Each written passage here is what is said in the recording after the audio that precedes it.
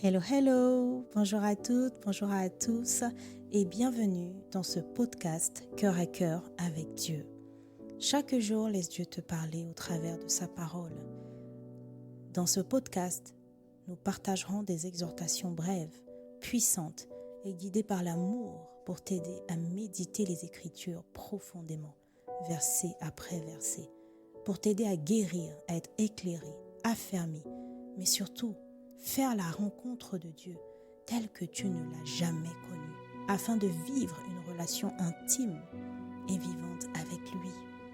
Alors installe-toi bien, dispose ton cœur, dispose ton environnement, dispose tes pensées. Nous entrons dans sa présence. Hello, hello, bien-aimés. J'espère que ce message vous trouve en pleine forme et en bonne santé par la grâce de Dieu. Nous nous retrouvons encore aujourd'hui pour un nouveau message. Nous allons plonger dans la parole et nous allons ouvrir le cœur pour entendre, recevoir ce que le Seigneur a encore à nous dire aujourd'hui. Alors, Saint-Esprit, s'il te plaît, viens conduire ce moment, viens prendre le contrôle de nos pensées, de nos paroles, de notre environnement et dispose-nous, dispose notre intelligence, dispose nos cœurs à véritablement comprendre, discerner ta volonté, comprendre ta parole, l'accepter, la garder, mais surtout la pratiquer pour la gloire de notre Seigneur. Au nom de Jésus-Christ. Amen. Le titre du message ce jour est « Dieu fait tout pour un but ». Dieu fait tout pour un but. Nous allons lire la parole dans Exode 9, verset 14 au verset 16. Nous allons lire en version Nouvelle Français courant. En effet, cette fois-ci, je suis décidé à infliger toutes sortes de fléaux à toi, à ton entourage et à ton peuple, afin que tu saches que personne sur cette terre n'est comparable à moi. Si j'avais tendu le bras pour vous frapper de la peste, toi et ton peuple, vous auriez disparu de la surface de la terre. Mais je t'ai laissé subsister afin de te montrer ma puissance et pour que ma renommée se répande sur toute la terre. Ah, bien-aimé, voici les paroles du Seigneur face au Pharaon. Voici ce que le Seigneur envoie Moïse dire au Pharaon alors que nous sommes au 7e fléau. Oui, Dieu a promis à son peuple de les libérer de l'esclavage, de 430 ans d'esclavage. Et Pharaon, au tout départ, était orgueilleux, il résistait, il était entêté. Le Seigneur savait que Pharaon était entêté et il avait prévenu Moïse. Alors nous sommes dans un contexte où la foi de Moïse est déjà ferme. Moïse a eu le temps de voir les prodiges. Moïse a eu le temps d'échanger avec le Seigneur. Il a eu le temps de se plaindre et de dire pourquoi moi. Le Seigneur a eu le temps de le rassurer, de le convaincre, de lui expliquer tout ce qu'il prévoyait de faire. Ça a pris du temps pour que Moïse comprenne, mais il a fini par comprendre. Nous sommes au 7e fléau que le Seigneur décide d'infliger à l'Égypte à cause de ce que le Pharaon refuse de laisser partir son peuple. Bien aimé, cette histoire, on l'a tellement entendue. Mais en vérité, lorsqu'on la médite, il y a tellement de vérités puissantes, il y a tellement de facettes de Dieu qui sont révélées dans Exode qui suffiraient juste en soi à nous faire avoir non seulement une foi inébranlable, mais une confiance aveugle dans notre Seigneur. C'est lui-même qui parle, c'est lui-même qui s'engage. Il s'engage. À chaque fois, il dit des choses tellement fortes. Personne sur cette terre n'est comparable à moi. C'est lui qui l'a dit. C'est une affirmation. Alors, ce 7e fléau intervient lorsque le Seigneur décide de faire tomber la grêle. Et lorsque je méditais cette parole, j'ai été vraiment marquée par la manière dont le Seigneur est, c'est-à-dire sa personne. la manière dont il pense. Vous voyez, quand on regarde jusqu'au chapitre 9, lorsque vous arrivez jusqu'au chapitre 9, à aucun moment, ce que le Seigneur va faire ne se passe pas. C'est-à-dire qu'à aucun moment, on a l'impression qu'il ne maîtrisait pas la situation. Parce que non seulement il a prévenu que le pharaon allait s'entêter, il a prévenu aussi de ce qu'il allait faire. Et ce qu'il décide de faire, lorsqu'il fait tomber la grêle, lorsqu'il a envoyé la peste sur le bétail, lorsqu'il a envoyé les furons, tout s'est exactement passé comme il a dit. C'est-à-dire qu'au travers même déjà de ce passage jusqu'à ce niveau, on peut avoir l'assurance que lorsque le Seigneur déclare quelque chose, c'est ce qui va se passer en fait. Nul doute, c'est ce qui va se passer. Mais allons plus loin dans la personnalité de notre Seigneur. Vous voyez, depuis, on l'a lu dans les précédents passages où le Seigneur dit « Je suis le Seigneur, il m'a renommé. Personne n'est comparable à moi. » Lorsque nous étions au chapitre 8, verset 6, afin que tu saches que personne n'est comparable au Seigneur notre Dieu. En fait, il y a toujours un besoin de rappeler que notre Seigneur est grand, que notre Seigneur est puissant. Et lui-même, il n'hésite pas à le dire. Il n'hésite pas à le dire. Là, nous sommes au chapitre 9. Il dit, afin que tu saches que personne sur cette terre n'est comparable à moi. Un peu, il n'est pas en train de revendiquer, mais il est en train de s'affirmer. Mais regardez ce qui me marque encore plus.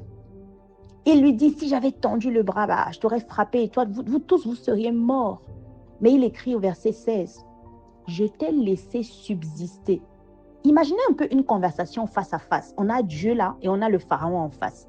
Il lui dit, écoute-moi très bien, je t'ai laissé subsister afin de te montrer ma puissance. Ça veut dire que, en fait, tout ce que Dieu fait a un but, même si ça semble incompréhensible avec notre intelligence humaine. Même si ça semble fou, même si ça semble insensé, Dieu a un but derrière tout ce qu'il laisse faire. Dieu a un but au regard de ce que nous voyons qui se passe, qui se manifeste. Dieu a laissé faire parce qu'il a un but. Et nous savons, de toutes choses, tout concourt au bien de ceux qui aiment Dieu. Bien-aimé, c'est pour ça que je veux prendre le temps aujourd'hui de t'encourager au travers de ce message. Lorsque tu écoutes la parole, encore une fois, lorsqu'on lit la parole, je ne t'arrêterai pas de le dire, en réalité, on doit avoir l'attitude d'une personne qui écoute avec une écoute active, attentive. Nous écoutons la parole, nous devons pouvoir nous projeter, avoir le reflet dans la vie, dans le monde réel, dans notre vie concrètement. Nous devons pouvoir créer la scène dans nos têtes. On ne le répétera jamais assez. C'est le seul moyen, l'un des moyens plutôt, de comprendre vraiment, de vivre la scène. Autrement, on ne peut pas percevoir les détails de chaque verset. Lorsque tu traverses une situation qui est vraiment sans queue ni tête pour toi, tu ne comprends pas pourquoi tu as eu un accident. Tu ne comprends pas pourquoi un proche a eu telle maladie. Tu ne comprends pas pourquoi tu as perdu ton emploi. Tu ne comprends pas pourquoi tu ne trouves même pas d'emploi. Et là, tu te dis, mais Seigneur, tu es bon. Seigneur, tu es amour, mais qu'est-ce qui se passe? Bien-aimé, dans Exode jusqu'ici, imaginons comment se sentaient les Israélites de Goshen. Imaginons un instant. Parce qu'au début, les premières plaies, ils les vivaient. Ils les vivaient. Quand il y a eu les grenouilles, ils ont subi aussi les grenouilles. Alors, ils devaient se dire, mais pourquoi on a à vivre ça encore alors qu'il a dit qu'il allait nous délivrer, alors qu'il est bon, alors qu'il est puissant?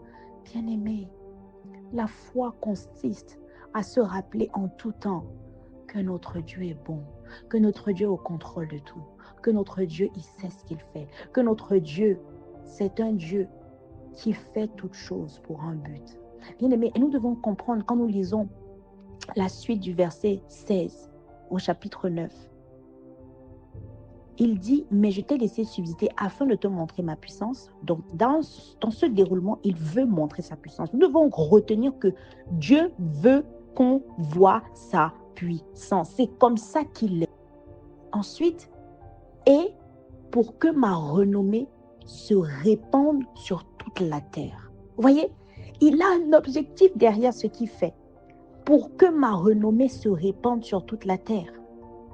Bien-aimé, Dieu veut que sa renommée se répande sur toute la terre. Ça veut dire que parfois, tu vas vivre des tribulations. Tu vas être dans la détresse. Bien-aimé, n'oublions pas que nous sommes et nous pouvons. En réalité, ça doit être un soupir même, être le canal par lequel la renommée de Dieu est manifestée. Ça veut dire que parfois, nos corps souffrent, nous souffrons sur cette terre parce que l'objectif final, c'est que la renommée de Dieu se répande. Ça me fait penser à l'aveugle de naissance. Lorsque Jésus marchait avec ses disciples et que les disciples ont demandé à Jésus, « Ah, certainement cet homme a péché. » Jésus a dit, « Non, sa maladie n'est ni à cause de ses parents, ni à cause de ses péchés, mais pour la gloire de Dieu. » Ça veut dire que oui, bien-aimé, ça peut te sembler vraiment incompréhensible, injuste, bizarre. Mais comment un Dieu si bon peut faire ça, bien-aimé?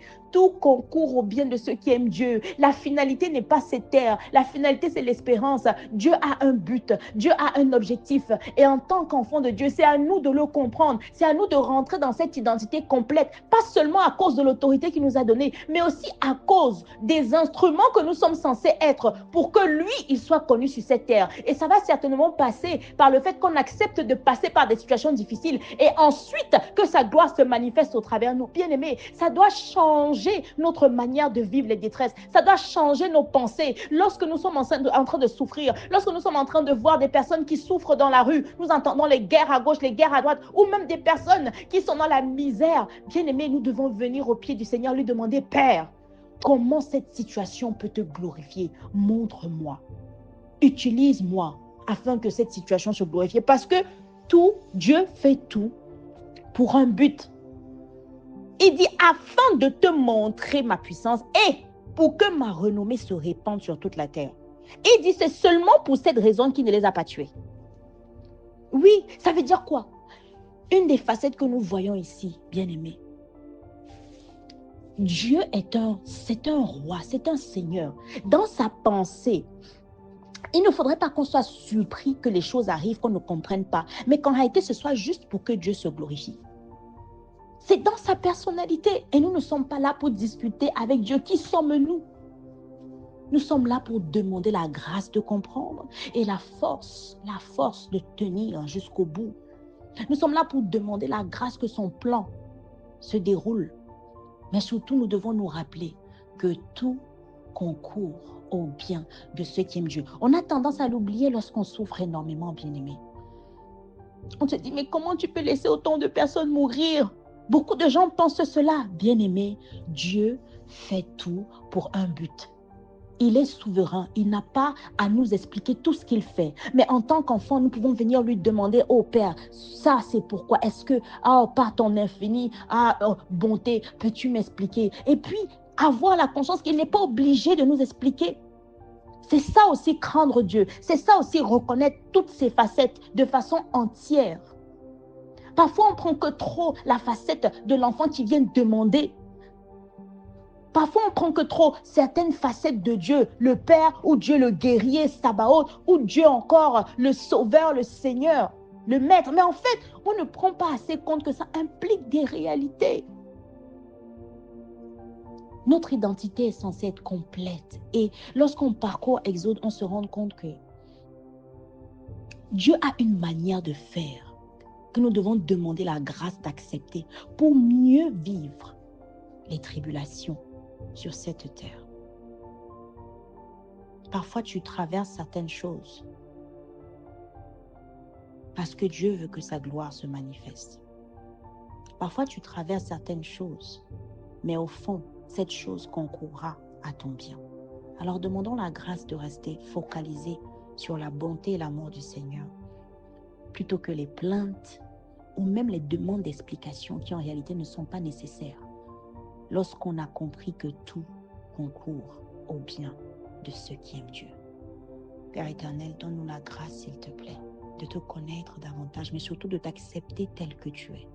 Ouvre nos cœurs parce que tu dis dans ta parole que tes voix sont au-dessus de nos voix, que la folie de Dieu, ta folie est plus sage que notre sagesse. Ça veut dire qu'il y a énormément de choses que nous pouvons penser de cette intelligence limitée que nous ne pourrons jamais comprendre. Nous ne pouvons pas comprendre ton amour. Nous ne pouvons pas comprendre ta manière de faire, d'opérer. Nous ne pouvons pas comprendre qui tu es, l'immensité de ta personne. Alors pour le peu que nous pouvons comprendre au travers de ce que tu as bien voulu nous dire pour notre bien, aide-nous à l'accepter. Aide-nous à marcher conformément à ce que tu déclares, à ce que tu veux, à ce que tu dis et à qui tu es. Aide-nous à embrasser toutes les facettes de ta personnalité, ô Père, afin que ta renommée se répande sur toute la terre. Abba Père, que ton nom soit glorifié dans nos vies. Utilise-nous, Seigneur, pour ta gloire. Avec joie, aide-nous à être des instruments qui opèrent et qui subissent et qui souffrent, en tout cas qui sont utilisés dans la joie. Père, amène-nous à cette dimension, s'il te plaît, dans le nom de Jésus-Christ. Amen.